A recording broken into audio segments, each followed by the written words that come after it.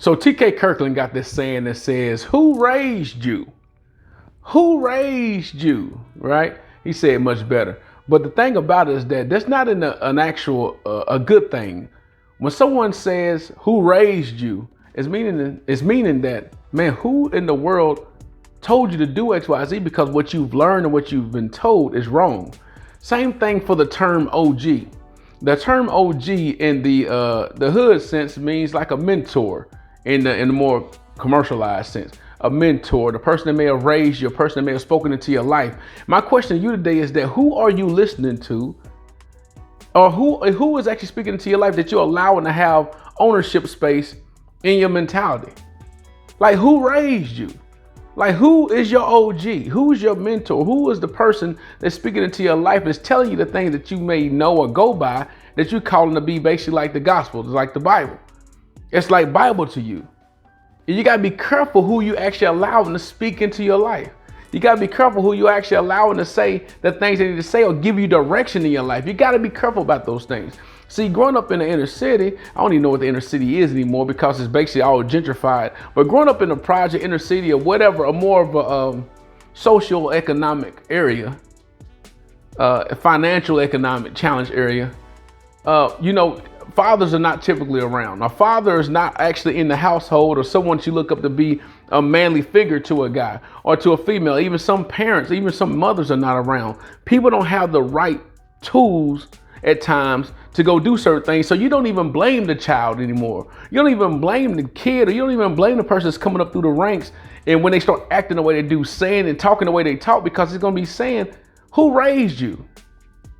Who actually told you that? And when they tell you, and depend on who your person that's speaking into your life is, or the character, relationship, or the actual reputation that they have, it will be explanatory. They're going to say, oh, well, that makes sense. You know who his daddy is, right?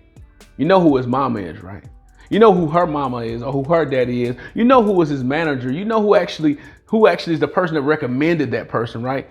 And if their name and if their reputation is not strong, then when you're an ambassador, basically being an ambassador of their legacy, no one's going to believe or even trust that you even are capable of doing certain things. That's why you got to be careful who speaks into your life. And you also got to be careful of your own reputation and how you do things, because how you act and how you are, and the people that you surround yourself with, people are going to start saying, oh, that's how so-and-so is. That makes sense why so-and-so act the way that they do, talk the way that they talk, be the person that they are, because look who raised them.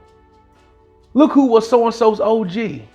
Look who they consider to be their mentor. So be careful who you allow to speak into your life. Be careful who you allow to have real estate space or mentality space in your head, because if that person's not having the reputation needed to go out and that surpasses who that person is in a good sense, then again, you're going to be looked at as, that's who raised him.